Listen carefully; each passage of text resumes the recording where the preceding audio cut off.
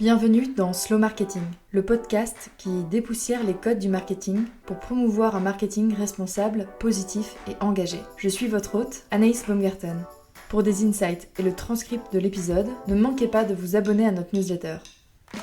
Bonjour à toutes et à tous et bienvenue dans ce nouvel épisode de Slow Marketing. J'ai le plaisir aujourd'hui d'accueillir Luc Terling, fondateur du projet WePlay Circular chez Decathlon, et Sarah Ladame avec moi aujourd'hui. D'ailleurs, cet épisode est le premier d'une longue série, je l'espère, que je co-anime avec Sarah. Sarah, est-ce que tu peux te présenter rapidement ? Oui, Anaïs, avec plaisir. Donc moi, j'ai un parcours assez diversifié. J'ai commencé par m'intéresser à la psychologie clinique avant de passer par la communication, le marketing et puis faire le focus sur la durabilité.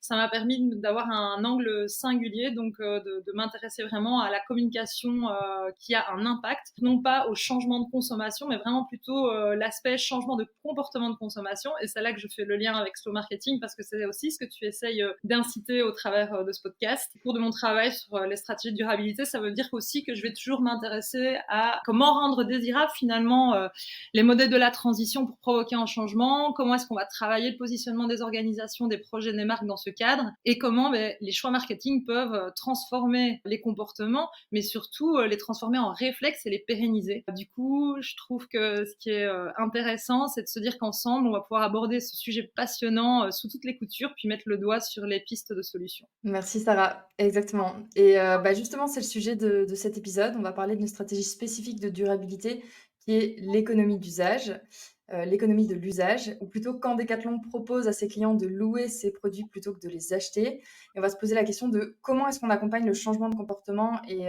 on peut rendre ce type de service attractif. Mais avant ça, Luc, est-ce que tu peux te présenter et nous parler un peu plus de ton parcours ? Avec plaisir, Anaïs, Sarah, et merci pour votre invitation. Alors, mon parcours brièvement, déjà, j'ai envie de vous dire que j'ai 56 ans et les 3 enfants les plus merveilleux du monde.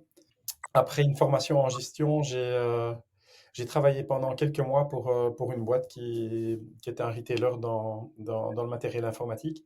Et entre cette boîte et mon arrivée chez Decathlon, qui s'est opérée en septembre 2019, j'ai eu mes boîtes en démarrant dans la distribution de fournitures de bureau, puis du trading en matériel électronique, et puis la conviction que j'étais plus orienté service que produit. J'ai créé une petite agence de marketing sportif d'ailleurs. Puis j'ai donné naissance à un réseau qui est devenu une boîte où on aidait des grosses boîtes établies en Belgique à construire des relations de proximité et de confiance avec les dirigeants de leurs principaux stakeholders. On pense souvent que c'était du lobby, mais ce n'était pas du lobby. On avait vraiment développé une solution qui permettait de construire des relations de proximité et de confiance.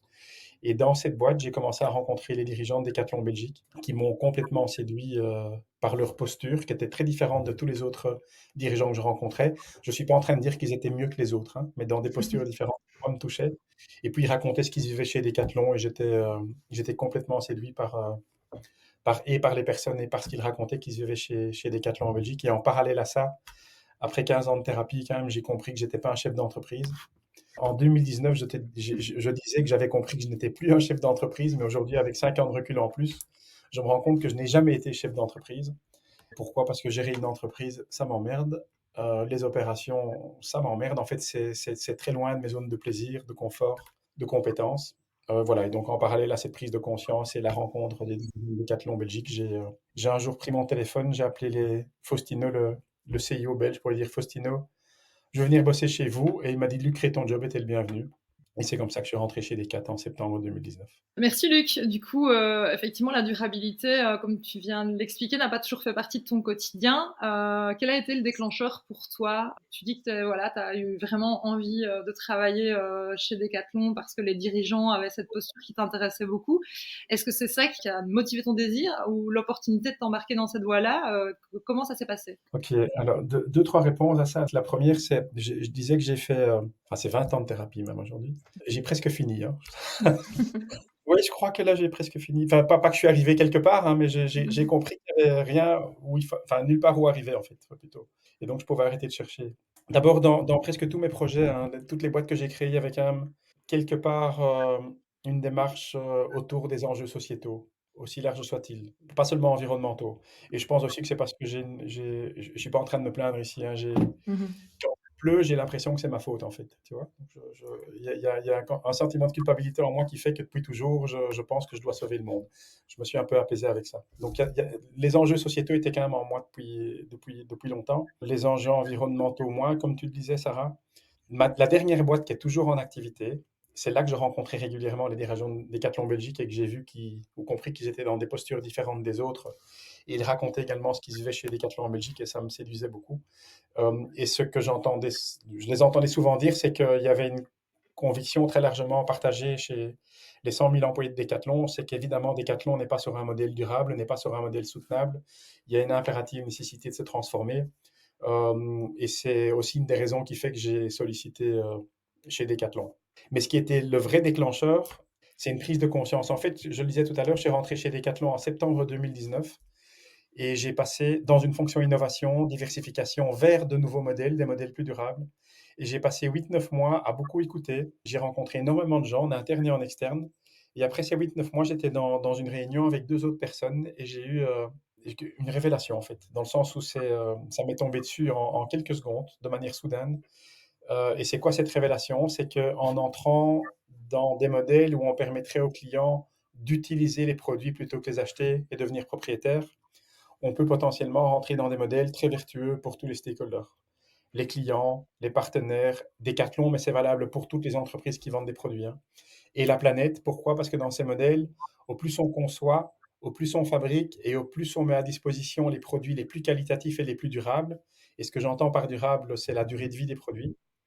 Plus les produits sont qualitatifs et durables, plus on pourra les mettre à disposition sur des termes de plus en plus longs. Et donc, potentiellement, la rentabilité par produit comparé à une vente pourrait augmenter. Et dans ce cas, les gains de rentabilité, on pourrait les partager avec les clients en réduisant les prix ou en ajoutant du service et de l'expérience dans l'offre, mais aussi avec la chaîne en amont pour les encourager à produire de plus en plus qualitatif et durable. En fait, l'énorme prise de conscience, pour moi, la révélation dont je parlais tout à l'heure, c'est que dans les modèles usage versus propriété, potentiellement, plus les produits sont de qualité, plus les prix pourraient diminuer, mais cette fois-ci en mettant une pression positive sur la chaîne en amont, au niveau écologique et au niveau social. Donc en fait, on est sur un potentiel shift à 180 degrés. Dans le modèle linéaire aujourd'hui, si on veut de la qualité, on la paye cher. Et comme les entreprises veulent ou doivent faire des volumes, on met de la pression sur cette qualité, qui met de la pression sur la chaîne en amont au niveau écologique et au niveau social. Avec les modèles usage, potentiellement, c'est un shift à 180 degrés. Plus les produits seraient de qualité, plus les prix pourraient diminuer, mais cette fois-ci en mettant une pression positive sur la chaîne en amont.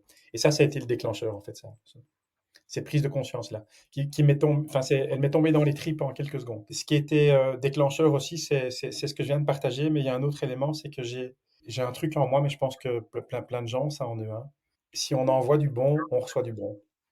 Et je ne vois pas pourquoi on ne pourrait pas appliquer ça aux entreprises. Si les entreprises proposent du bon, je ne vois pas de raison qu'elles ne puissent pas en récolter les fruits aussi. Je pense enfin, j'ai le sentiment, je ne sais pas si vous partagez ça, il y a une croyance très largement répandue dans le monde de l'entreprise que baisser l'impact environnemental, envoyer du bon, c'est une contrainte, c'est un coût.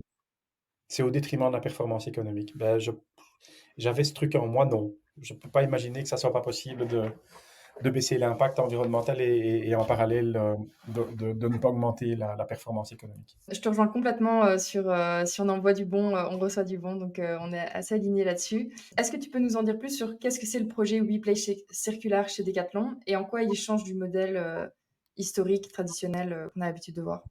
Je vous parlais tout à l'heure de ma révélation, de ma prise de conscience, les vertus théoriques de l'économie d'usage. Pour tout vous dire, hein, quand j'ai pris conscience de ça de manière soudaine, je pensais que j'avais inventé un truc et que j'allais mériter un prix Nobel, en fait. Et j'ai pas osé, j'ai pas osé parler en fait de ma prise de conscience. J'étais en réunion avec 2 autres personnes. Je me suis dit non, c'est trop énorme. N'en parle pas, tu vas passer pour un illuminé. Prends un peu de temps pour pour analyser cette prise de conscience. Et j'ai passé une très mauvaise nuit en fait sur cette équation vertueuse pour me rendre compte qu'elle était théoriquement irréfutable.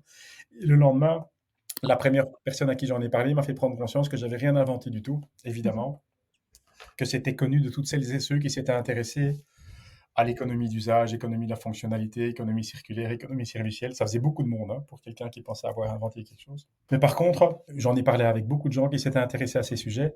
Théoriquement, c'est connu de beaucoup de monde. Par contre, trouver des modèles qui ont réellement démontré ça de manière impactante, c'est beaucoup plus compliqué. À ma connaissance, il n'y en a pas aujourd'hui. Et donc, ce que je m'étais dit, Mettons Decathlon en mouvement, pour répondre à ta question, Anaïs, c'est quoi le projet Mhm. Replace Your Car? Mettons Decathlon en mouvement sur le modèle qui semble avoir le plus de potentiel d'impact, c'est-à-dire proposer une solution à nos clients qui leur permet d'envisager de ne plus rien devoir acheter. Un forfait mensuel et vous avez accès à absolument tout le catalogue de Decathlon. C'était 40 000 références quand même. Tout le consommable, enfin tout le catalogue sauf le consommable évidemment, ce qui est à usage unique. Et concrètement, comment s'est déclinée cette offre? On proposait 3 formules d'abonnement à nos clients. Il y avait un abonnement à 25 euros par mois pour un plafond de 400, un abonnement à 50 euros par mois pour un plafond de 1000 et un abonnement à 95 euros par mois pour un plafond de 2000. Le plafond, c'est quoi? C'est la valeur maximale des produits dont le client pouvait disposer au même moment chez lui. J'apporte une précision. Imaginez que vous avez souscrit à l'abonnement à 50 pour 1000. Vous avez pour 1000 balles de matériel chez vous, des vélos, des raquettes, des patins, que sais-je. Vous voulez faire du kayak ce week-end. Le kayak coûte 200 euros. Vous ne pouvez pas. Pourquoi? Parce que 900 euros plus 200, vous allez dépasser le plafond de 1000. Pour prendre le kayak, vous devez rapporter du matériel. Vous reprenez le kayak, mais vous pouvez rapporter le kayak à la fin du week-end et reprendre d'autres équipements par la suite et changer tous les jours si vous le souhaitez. Okay. Il y avait 2 obligations pour le client. La première, si un produit existe dans le stock d'occasion, donc a déjà été utilisé, c'est ce produit-là que vous utiliserez. On ne sort pas un produit neuf. Deuxième contrainte, on vous demande de prendre soin des produits, c'est-à-dire de les nettoyer et les entretenir. On va vous y aider avec des tutoriels. Voilà comment bien entretenir un sac de couchage, par exemple. Mais vous vous en occupez et si vous ne le faites pas, on vous facturera la prestation. Et une dernière chose pour expliquer le projet, Anaïs. On s'est demandé en amont à quels besoins on pouvait plus spécifiquement répondre avec cette solution et on a pensé aux familles. Pourquoi les familles? Parce que dans les familles, il y a des enfants, que les enfants veulent régulièrement découvrir ou pratiquer de nouveaux sports, parfois à peine pour quelques heures, que les enfants grandissent et donc parce qu'ils grandissent, ils doivent changer régulièrement d'équipement, parce qu'ils grandissent ou parce qu'ils évoluent techniquement dans leur sport. Et enfin, il y a les activités sportives occasionnelles des familles, les activités saisonnières, comme le ski, la randonnée, le kayak, donc beaucoup de gaspillage économique et écologique dans le tissu familial. Peut-être que cette solution pouvait répondre à ces problématiques-là. Justement, tu nous as parlé vraiment de cette prise de conscience et puis de t'être rendu compte qu'en fait, il y avait plein de gens qui étaient déjà au courant de la plus-value potentielle d'un tel modèle. Mais malgré tout, en fait, avant que toi tu le mettes sur la table, si j'ai bien compris, il n'y avait rien qui existait chez Decathlon, où il n'y avait pas un début de projet de ce type-là. Comment ça se fait finalement que ce projet est devenu suffisamment intéressant? Enfin, qu'est-ce qui a rendu ce projet suffisamment intéressant pour être adopté par l'entreprise et envisagé comme désirable pour les clients? C'est quoi? Est-ce qu'il y a eu un shift ou comment est-ce que tu t'es débrouillé en fait finalement pour que ça advienne? Alors, il y a deux questions dans ta question, hein, Sarah. Il y a l'adoption chez Decathlon et la désirabilité client. Tout à Sur fait. la première, j'ai peut-être un peu long. J'ai peut-être été un peu long et apporter différentes réponses. La première, il y a Decathlon, c'est quand même une entreprise très singulière, qui est reconnue, je pense, pour reconnue sur tous les sujets d'innovation. Il y avait une gouvernance très particulière chez Decathlon, très singulière chez Decathlon, qui permettait à n'importe qui de prendre n'importe quelle décision. Je vous partage d'abord je vous l'illustre par quelques cas vécus chez Decathlon en Belgique. Été poussé par le CIO du groupe, Michel Abalea, qui a eu un mandat de CIO de 2014 à 2022. Michel a souhaité donner beaucoup d'autonomie et de liberté aux équipes sur le terrain. Pourquoi? Enfin, parmi les raisons que je sais en tout cas. La première, c'est que c'est quelqu'un qui a des valeurs très humaines et qui est convaincu qu'on peut faire confiance dans les gens, dans leur capacité à prendre des décisions responsables de manière autonome. On n'a pas besoin de chef. Je caricature un peu, hein, mais c'est ça. Et une deuxième raison, c'est que Michel faisait partie, comme plein de gens chez Decathlon, des gens qui pensaient que Decathlon, ou qui pensent toujours d'ailleurs que Decathlon doit impérativement se transformer vers des modèles plus durables et qu'il y a beaucoup plus de chances que les idées viennent du terrain plutôt que de quelques personnes dans un comité de direction. Et donc, Michel a poussé le principe de subsidiarité dans l'entreprise. Le principe de subsidiarité, en 2 mots, c'est donner le pouvoir de décision au plus proche de l'action, sur le terrain. Comment ça s'est décliné en Belgique? La Belgique s'est reconnue par le groupe, est un des pays où on était le plus loin dans cette prise de liberté et d'autonomie. Je vous donne quelques exemples. Le recrutement, jusqu'en 2014, c'était une approche assez traditionnelle, comme dans l'immense majorité des boîtes, entre les mains des ressources humaines. À partir de 2014, les gens dans les magasins pouvaient recruter eux-mêmes leurs collaborateurs. Ça ne passait plus par les ressources humaines. Ensuite, les directeurs de magasins, c'était aussi une approche top-down entre les mains des ressources humaines, des directeurs régionaux et du CEO. À partir de 2014, enfin de cette époque-là plus ou moins, les gens dans les magasins pouvaient participer au choix de leur directeur. Il y a des magasins qui ont souhaité ne pas avoir de directeur. On va co-gérer le magasin, c'était accepté. Il y a un magasin à Tournai, il y avait 2 co-leaders dans le magasin qui avaient décidé de ne plus imposer le nombre de jours de congé aux équipes. On va faire confiance à la régulation sociale. Ils y sont revenus parce que c'était le bordel, mais ils ont pu expérimenter.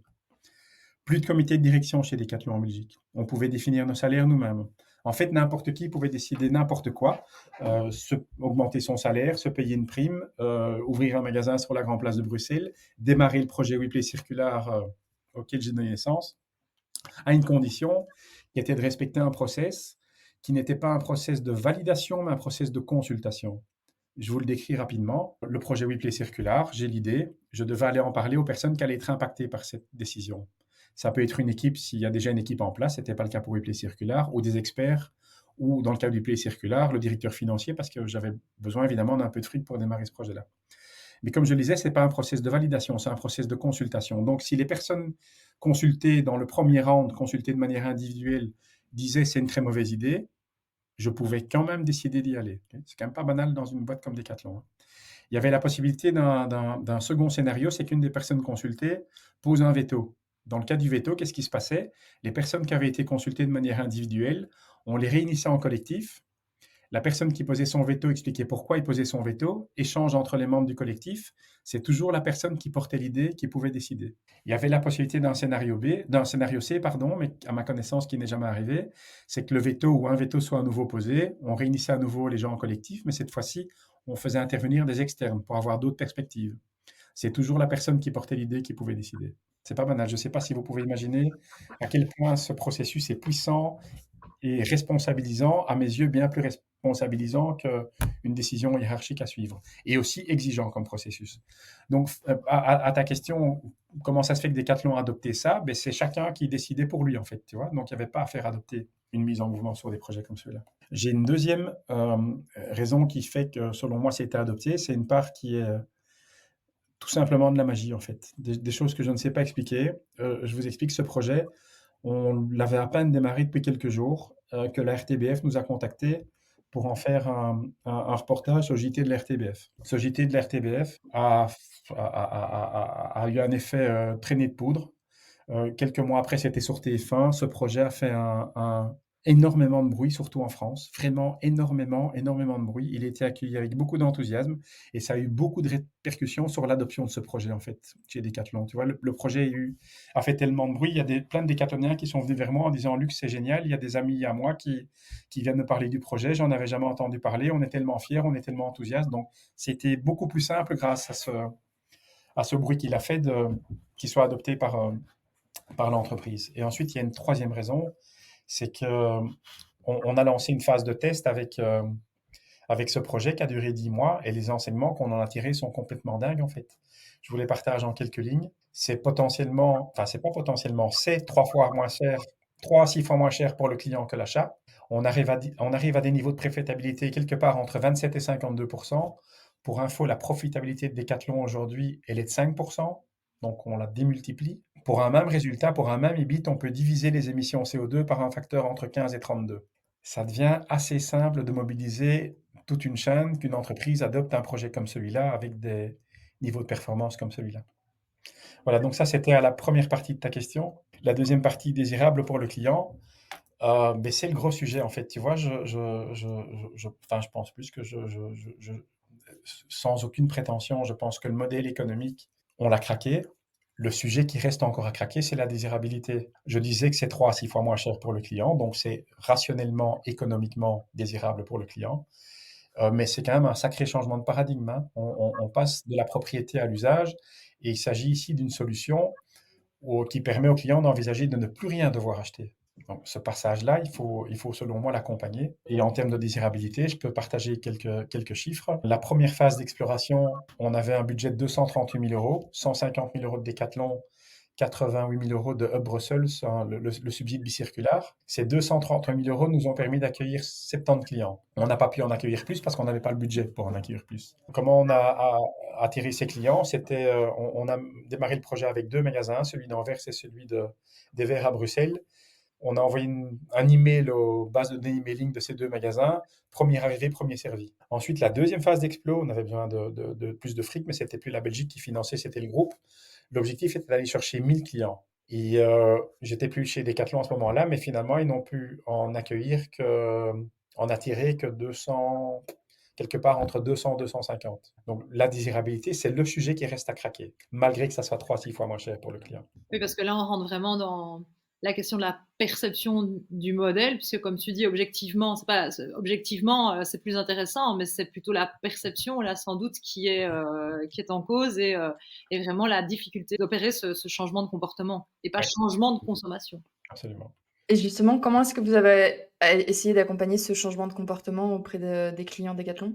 Je ne sais pas si vous pouvez imaginer la transformation potentielle d'ampleur que ça représente pour un groupe comme Decathlon, hein, une Mmh. bascule vers un modèle comme celui-là, parce que ça concerne toute la chaîne et tous les sports. Donc, on avait décidé d'y aller très progressivement, hein, d'aligner la chaîne très Mmh. progressivement.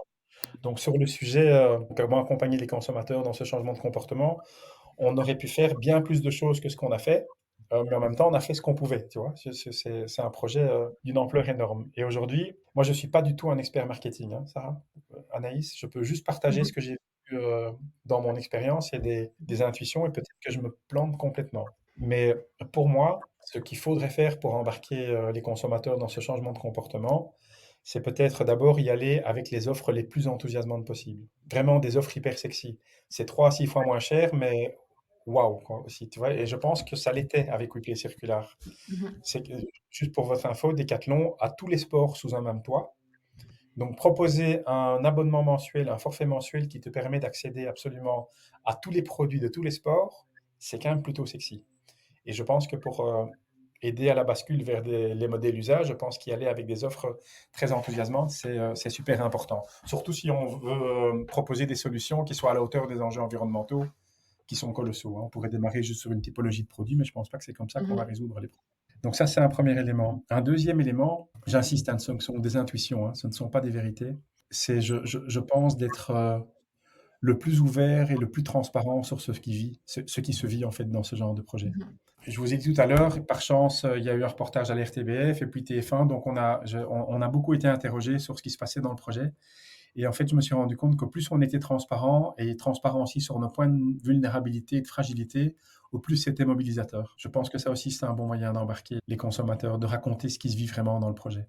Et ensuite, des approches peut-être un peu plus traditionnelles, c'est comme personnaliser les offres. On développait une application digitale. On n'a pas eu l'occasion d'aller si loin dans les développements, mais je pense que ces outils, c'est une opportunité aussi quand un client s'inscrit ou vous souscrire à Mmh. une formule d'abonnement, de lui demander par exemple, tiens, quels sont tous les membres dans la famille, quel est l'âge de chacun, quelle est la taille de chacun, quels sont les sports pratiqués régulièrement par chacun, quels sont les sports pratiqués en famille, quels sont les sports que chacun voudrait découvrir, et sur cette base, faire des offres qui soient très personnalisées. Donc, pas toucher aux abonnements, hein, mais de proposer, voilà, dans le cadre de votre abonnement, voilà tout ce que vous pourrez utiliser qui répond aux besoins de chacun des membres de la famille. Là, pour moi, sont les leviers que moi j'ai identifiés pour accompagner le client dans ce changement de comportement. Et juste par rapport à ce que tu disais sur, l'impact que ça avait sur une entreprise comme Decathlon, aussi grosse, de changer de modèle, est-ce que tu penses pas qu'en faisant ce test avec peut-être une entreprise plus petite, plus agile et ou qui démarre avec ce modèle-là, ça serait plus facile? Anaïs, je crois que dans toutes les situations, il y a toujours des avantages et des Mmh. inconvénients.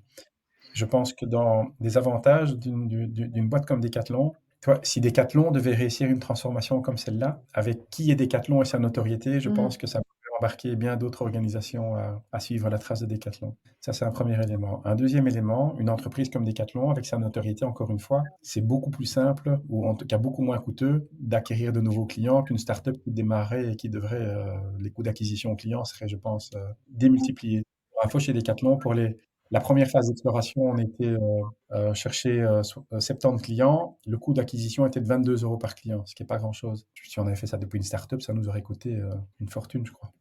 Donc, je pense qu'il y a ces avantages-là, en fait, des grosses boîtes. Je risque d'avoir une petite émotion qui va monter en vous parlant de ça, mais je parlais un peu de la magie qui s'est opérée autour de ce projet-là. Le projet a été accueilli avec un tel enthousiasme, Anaïs, sur toute la chaîne de la boîte. J'ai des dizaines d'anecdotes, hein. On a été noyés dans des vagues d'enthousiasme en fait par cette boîte qui me font penser aujourd'hui que la clé pour ce genre de transformation, je parle de côté Mmh. entreprise, pas côté client, Elle n'est pas d'être une petite ou une grosse boîte, elle n'est pas d'être agile ou pas agile. La clé pour moi principale, c'est l'enthousiasme. À partir du moment où tu as l'enthousiasme sur toute la chaîne et la volonté de se transformer vers un nouveau modèle, je pense que les résistances, tu les fais sauter, tu les déverrouilles facilement en fait. Et de l'enthousiasme, ce projet en a généré tellement. Je ne sais pas si ça répond à ta question, Anaïs. Oui, oui, complètement. Est-ce que d'après toi, ça a eu un impact sur le positionnement que la marque avait à l'époque, ou ça a été vécu comme une proposition logique qui correspondait au positionnement de Decathlon à ce moment-là? Comment est-ce que tu penses que cette question du positionnement a été gérée par Decathlon par rapport à un projet comme ça, surtout que tu parles de cet engouement, de cet enthousiasme énorme, que ce soit en interne ou en externe, un projet qui a eu beaucoup de visibilité. Est-ce que tu peux nous parler de ça? Decathlon n'a pas travaillé de manière structurée ou volontaire sur son positionnement autour de ce projet-là. Ça s'est vraiment opéré par magie, en fait. Tu vois, le projet a fait beaucoup de bruit et je pense que ce projet a eu de l'impact, par contre, sur l'image de Decathlon. Je ne peux pas en être certain, mais je pense, surtout en France, je pense que ce projet a fait... Enfin, Decathlon a une bonne image, hein, je crois, parmi les grosses boîtes. Même une très bonne image parmi les grosses boîtes, mais je pense que ce projet-là a eu un impact très positif sur l'entreprise et sur tous les enjeux RSE et la manière dont Decathlon les aborde. Mais il n'y a pas eu de démarche structurée sur comment on va positionner Decathlon autour de ce projet-là. Ça s'est fait comme une traînée de poudre et même au sein du projet WePlay Circular, hein, ça s'est fait tout seul, quoi. Ce qui me fait dire ou me donne envie de vous dire que encore une fois, si ce projet était né dans une petite entreprise inconnue, il y aurait peut-être que moi et mes amis qui auraient entendu parler de ce projet, hein. Ça n'aurait pas été plus loin. Decathlon a une telle image et une telle notoriété que c'est surtout Decathlon qui a permis à ce projet de faire le bruit qu'il a fait. Mais je pense, un petit enseignement que j'en tire, c'est quand, peut-être que pour des organisations comme celle-là, encore une fois, quand des projets dégoulinent de sens, comme c'est le cas de ce genre de projet-là, et avec des niveaux de performance comme ceux qu'on peut atteindre, peut-être que la magie suffit pour que les choses se déroulent, quoi. Et est-ce que c'est encore de la magie? Est-ce que finalement les conditions n'étaient pas réunies? Parce que quelque part, ma question, c'était un petit peu ça aussi, c'était de se dire, est-ce que finalement, c'est le fou la poule, quoi. Le projet a eu un impact positif sur le positionnement, mais est-ce que tu crois qu'on peut considérer aussi que c'est une question de réunir aussi ces conditions pour que ça advienne et que ça puisse se faire dans ces conditions? Oui, mais j'aime bien la manière dont tu formules la question, Sarah. Oui, les conditions étaient là pour que la magie opère. Je te rejoins complètement.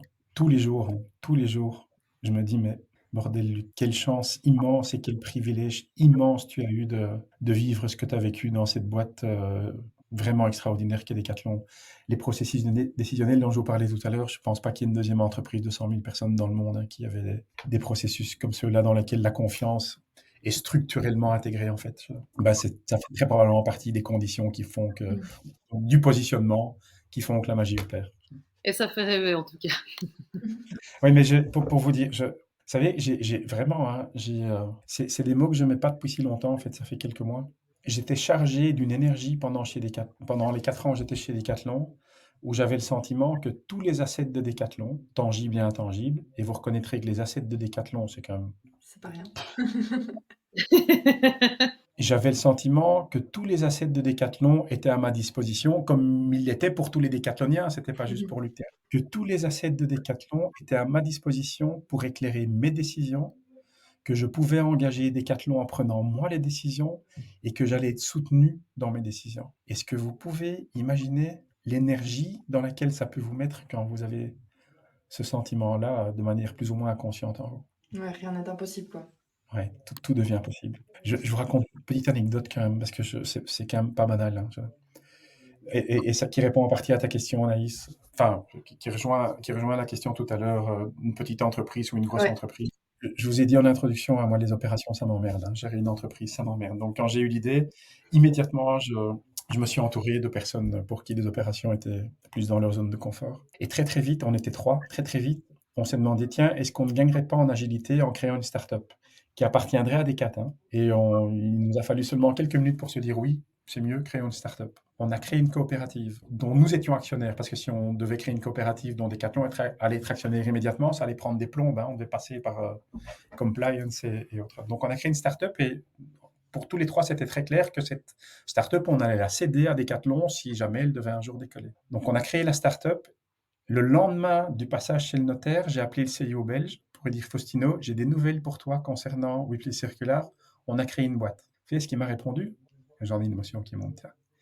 Il m'a dit: «Luc, ça sent super bon ça. Mais vous faites ça dans n'importe quelle entreprise, autre entreprise, je pense que vous êtes dégagé avec un coup de pied dans le cul et poursuivi par, tous les avocats du monde jusqu'à la nuit des temps, en fait». Donc oui, quelle chance et quel privilège immense d'avoir vécu ça. Et oui, Sarah, je te rejoins complètement. Le positionnement et dans un sens plus large, même l'ADN de Decat a rendu ça possible. Je vais revenir un peu plus sur le sujet du marketing. Selon toi, quel rôle peut jouer le marketing dans la mise en place de ce type de modèle disruptif? Et pourquoi est-ce que c'est aussi du coup une question de marketing d'accompagner le changement? Mais j'ai expliqué un petit peu déjà tout à l'heure, Anaïs. Je crois Ouais. que le modèle économique, de modèle ambitieux, en tout cas comme ça, d'économie d'usage, on l'a craqué. Ce Ouais. qui reste à craquer, c'est la désirabilité. C'est pour moi le sujet. Tu vois, aujourd'hui, j'accompagne d'autres boîtes depuis une agence de conseil sur des Mhm. mouvements comme celui-là. La principale, enfin, une des recommandations principales que je fais, c'est le sujet marketing est aujourd'hui le sujet sur lequel vous allez devoir vous pencher. Je disais tout à l'heure, c'est 3 à 6 fois moins cher pour le client. OK. L'entreprise pourra aller jusqu'à garantir que c'est minimum 3 fois moins cher, c'est-à-dire prendre l'engagement de rembourser si ce n'est pas minimum 3 fois moins cher. Donc, il y a Ouais. quand même des arguments assez solides que pour rendre l'offre désirable, mais c'est pas assez pour moi. Le passage de la propriété à l'usage est tellement un énorme changement de paradigme. Encore une fois, certainement avec des solutions comme WePlay Circulaire qui permettent d'envisager de ne plus rien devoir acheter à travers une solution. Je pense que ce changement de comportement, il doit vraiment être accompagné et ça sera accompagné par des marketeurs. C'est le sujet à craquer pour moi aujourd'hui. Le fait que ça soit rationnellement, économiquement désirable, n'est pas suffisant. Il faut packager ces offres, il faut les rendre les plus sexy possibles. Donc le marketing est le sujet à craquer. C'est intéressant parce que souvent, Alors, quand j'ai des discussions sur le marketing responsable et les choix de consommation, etc., enfin, le point qui revient régulièrement, c'est la pression prix. C'est-à-dire que on veut faire des bons choix, enfin, le consommateur veut faire des bons choix, mais qu'en fait, il y a souvent la pression du prix qui est finalement le premier le premier critère de choix qu'on va faire. Et effectivement, bah là, avec ce type de projet, on met en lumière que ça a beau être rationnellement le bon choix, finalement, il y a quand même d'autres leviers qui jouent effectivement sur la culture de la possession de l'objet. Enfin, on est quand même dans une société hyper matérialiste. On préfère accumuler les vélos de toute une génération dans son garage que de les louer. Enfin, ouais, c'est super intéressant parce que c'est toujours un argument qui revient et j'ai toujours senti que c'était pas suffisant et il y a quand même autre chose que ça et il y a quand même une grosse culture du matérialisme et de posséder des choses qui existent dans notre société qui fait que on n'arrive pas à dépasser ce point, quoi. Il y a aussi peut-être la question de la nature de ce qui est proposé, parce que dernièrement, quand je me suis penchée sur les travaux d'Olivier Hamon qui parlait de cette question-là et qui prenait le modèle, par exemple, de la voiture, et du fait maintenant, finalement, que ça devenait beaucoup plus désirable de prendre les transports en commun, que les modèles de voitures partagées, etc., commençaient à être vraiment utilisés, ben, c'était aussi la question de sortir de ce dictat de la propriété, mais qui enferme aussi, parce que finalement, ça a plein de contraintes en termes de prix, en termes d'investissement, etc. Et peut-être que c'est intéressant de se demander, tiens, est-ce que finalement, c'est aussi une question de produits ou services proposés? Peut-être que la voiture, c'est tellement contraignant que finalement on arrive à sortir de cette espèce de besoin de propriété et que là quelque part il y a encore un petit réglage à faire ou quelque chose à trouver pour que cette question de la propriété soit vraiment qu'on puisse passer au-dessus. Je voulais non, juste rebondir sur la voiture, mais j'ai observé que, notamment dans des villes comme Bruxelles, où il y a de plus en plus de contraintes sur la voiture, moi, dans mon entourage, j'ai de plus en plus d'amis qui avaient une voiture, parce que c'est beaucoup de la culture de la voiture en Belgique, parce qu'il y a la voiture de société, etc., est très ancrée, qui ne veulent plus de voiture de société ou qui, en tant qu'entrepreneurs, se posent énormément de questions sur la voiture. Ils sont en train de plus de discuter justement de voitures partagées, etc., parce que la pression de taxes, de parking, de routes, d'embouteillage, etc., devient trop importante. Donc il y a peut-être aussi d'autres. Enfin, oui, j'ai envie d'insister sur un point que j'ai déjà dit 2, 3 fois, mais c'est 3 à 6 fois moins cher pour le client. Ça devrait Enfin, on est quand même sur une base hyper solide que pour rendre ces modèles hyper attractifs, en fait. Ça suffit pas, je le disais, mais quand même, ça, c'est hyper solide. Et je réinsiste aussi, l'entreprise pourrait s'engager à rembourser la différence si c'est pas minimum 3 fois moins cher. Là, je trouve qu'il y a une super base pour des marketeurs de rendre ces offres sexy. Encore une fois, je suis un sachant de rien du tout qui n'a aucune vérité. Je vous partage une intuition. Je pense pas qu'on va faire basculer les modes de consommation par la contrainte. On va dans le mur au niveau environnemental, vous devez changer. J'y crois pas.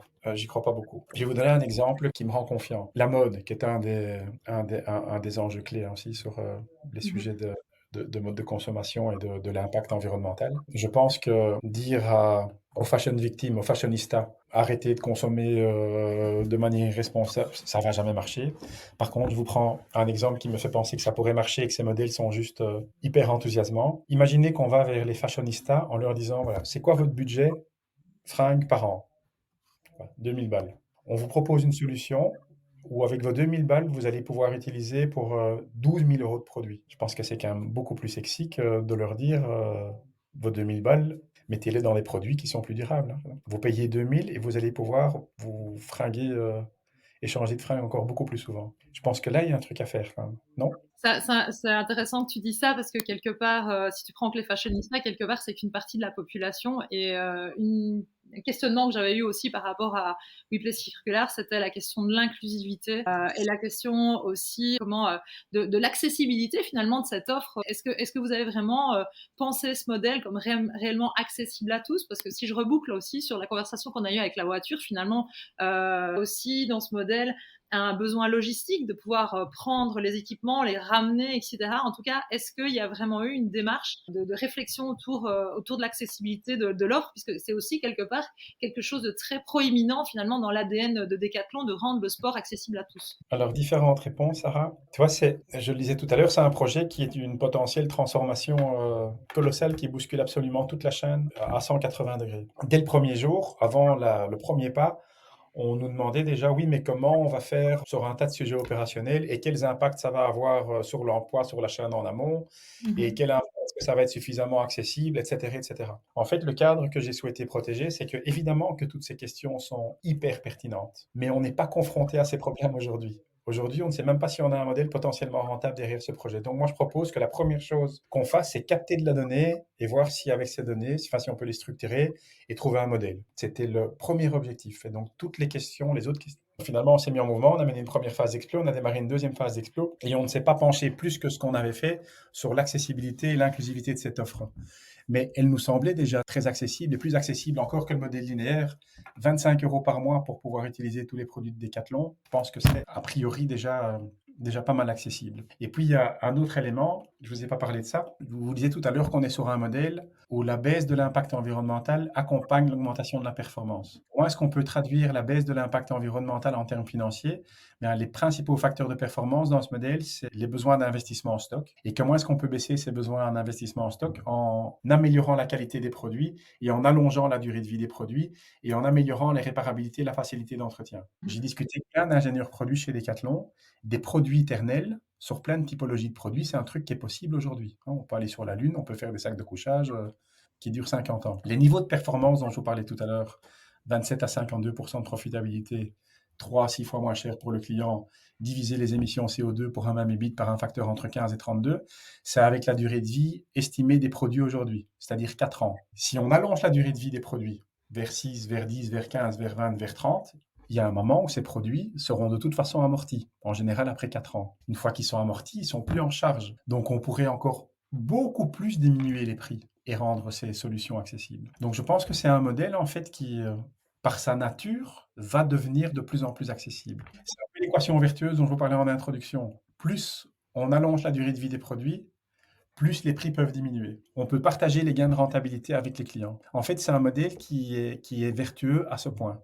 Mais c'est intéressant de voir que effectivement, dans l'ordre où les choses se sont passées, c'était pas l'inclusivité qui était évidemment la top priorité, mais que le modèle en lui-même, pour toi, va de toute façon dans cette direction-là.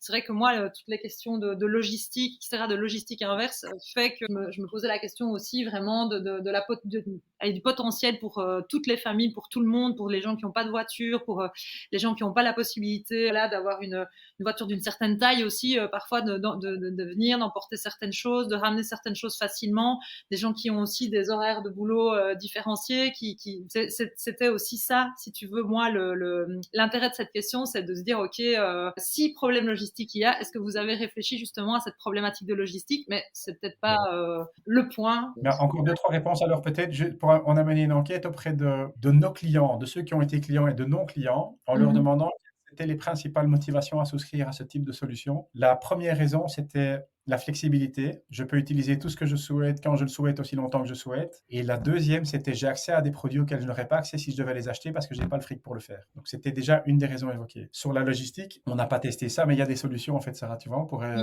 sans problème livrer chez le client et aller enlever chez le client. Ouais, il y a enfin, quand on voit toutes les solutions que met en place des groupes comme Ikea, par exemple, sur la livraison et l'installation, ça pourrait être... Ouais. Moi, ce que je trouve intéressant... Encore une réponse, si tu veux bien, Anaïs, c'est celle-là en tête, il y a moyen de mettre en place aussi des partenariats locaux, par exemple avec les clubs de sport, dans le cas de la solution WePlay. Je vous donne un exemple. Moi, j'ai un fils qui a joué au hockey de ses 5 à 18 ans aujourd'hui. Donc, l'idée, c'est de changer d'équipement quand il grandit ou quand il évolue techniquement. Mais le club de hockey, j'y vais 3 à 4 fois par semaine parce que je dois le conduire, ou j'ai dû le conduire pour qu'il aille aux entraînements et au match. J'aurais préféré déposer les affaires de hockey qui était plus à la taille de mon fils dans le club de hockey pour l'enfant qui avait grandi, à qui allait pouvoir, plutôt que de prendre ma bagnole et d'aller chez Decathlon et en avoir pour 25 minutes. Donc, il y a des solutions, en fait, ça. Mais on n'a pas été dans l'exploration concrète de ces solutions-là. Peut-être aussi parce qu'il fallait le temps que le projet se développe et que ça allait être les next steps. Mais ouais, ça avait le mérite de pouvoir poser la question. Ce que je trouve intéressant, c'est que ça pose aussi, quand tu parlais des critères de succès et de mesure du projet, que ça met aussi la question de la croissance et de la surconsommation qui sont un peu... comment est-ce qu'on mesure la croissance et le succès d'un projet si on sort de cette logique de surconsommation, surtout pour une entreprise comme Decathlon où l'objectif c'est de vendre des produits. Comment est-ce que ça a été une question, une discussion quand vous avez lancé le projet? Non, ça n'a pas été une discussion quand on a lancé le projet. On a souvent eu cette question-là et aujourd'hui, ma réponse est la suivante. Ça n'a pas été une discussion quand on a démarré le projet, mais il nous semblait que c'est une solution qui devait avoir un impact positif. Et aujourd'hui, les chiffres, les niveaux de performance dont je vous ai parlé, c'est avec une solution qui permet aux clients de tout utiliser. On n'a pas contrôlé le nombre de produits qu'ils utilisaient. Ouais. Donc, ils pouvaient y aller à un max. Et les chiffres que je vous partageais tout à l'heure, baisse des émissions CO2, enfin division des émissions CO2 par un facteur entre 15 et 32, c'est open bar. Donc la question de travailler ça plus en profondeur encore, c'est pas nécessaire, en tout cas pas à ce stade. C'est déjà beaucoup moins impactant. Et je vais même pas plus loin, les chiffres que je vous ai partagés, en considérant que le client utilise 35 produits par an, et dans la première phase d'exploit, il en utilisait 24. Donc l'impact était encore plus bas. Ok, vous avez observé qu'il y avait moins que par rapport à ce que vous estimiez d'utilisation, c'est ça? Non, en fait, on a observé qu'ils en utilisaient 24 et les projections financières dont je vous parle, ou d'impact CO2, c'est considéré sur 35. Donc, on s'est donné une marge. D'accord, ok, super intéressant. Luc, si je te dis slow marketing, tu penses à quoi? Un marketing lent. Pour le marketing, si je caricature un peu, c'est une approche pour pousser les ventes. Je me dis que probablement, slow marketing, c'est une approche pour arrêter de pousser les ventes et la surconsommation. Mais je n'en sais pas plus, Anaïs. Ça me va très bien comme définition aussi. Moi, je vais clôturer en te demandant, parce qu'on en a déjà beaucoup parlé, tu as déjà mis une voix sur pas mal de choses, mais si tu devais donner un conseil à une boîte qui doit développer ce modèle de la fonctionnalité et le rendre pérenne demain, quelles seraient pour toi vraiment les conditions ou la question marketing à creuser pour que ça fonctionne? Je suis désolé, Sarah, ma réponse va pas, à mon avis, ne va pas t'emballer. Elle serait juste d'attirer l'attention sur les entreprises qui se mettent en mouvement sur ce genre de modèle, sur le fait que le marketing, la désirabilité, c'est le sujet qu'ils vont devoir craquer, sur lequel ils vont devoir se pencher, et prenez le temps de le faire, en fait. Et ça va dépendre d'une entreprise à l'autre, d'un produit à l'autre. Je pense pas qu'il y ait une réponse qui soit valable pour toutes les boîtes, pour tous les types de produits. Sauf peut-être allez-y sur les modèles les plus ambitieux. Prenez le temps de creuser le sujet. Ma réponse n'est probablement pas très convaincante, Sarah, mais c'est la seule que je peux t'apporter si je veux être un peu juste. C'est une réponse tout à fait intéressante. Écoute, merci beaucoup Luc de nous avoir partagé ton expérience sur ce projet WePlay Circular et pour ton temps. Et merci Sarah de m'avoir aidé à co-animer cet épisode. Merci Anaïs. Merci à vous, merci beaucoup Anaïs, merci beaucoup Sarah. C'est tout pour aujourd'hui. Rendez-vous dans 2 semaines pour un nouvel épisode. Si tu ne veux rien louper, abonne-toi à la newsletter ou à mon profil LinkedIn, Anaïs Baumgarten. Tous les liens sont dans la description. Merci pour ton écoute et à très vite sur Slow Marketing.